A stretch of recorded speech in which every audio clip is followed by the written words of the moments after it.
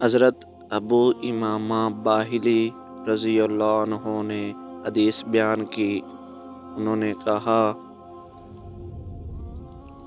میں نے رسول اللہ صلی اللہ علیہ وآلہ وسلم کو یہ فرماتے ہوئے سنا، قرآن پڑھا کرو، کیونکہ وہ قیامت کے دن اصحاب قرآن حفظ و قرأت اور عمل کرنے والوں کا سفارشی بن کر آئے گا۔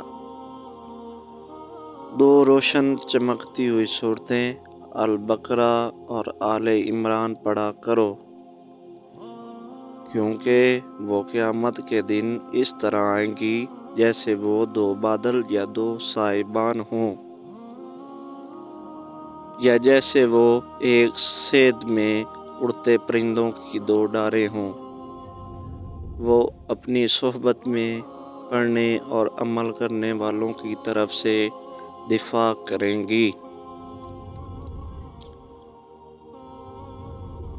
سورہ بقرہ پڑھا کرو، کیونکہ اسے حاصل کرنا باعث برکت اور اسے ترک کرنا باعث حسرت ہے، اور باطل پرست اس کی طاقت نہیں رکھتے۔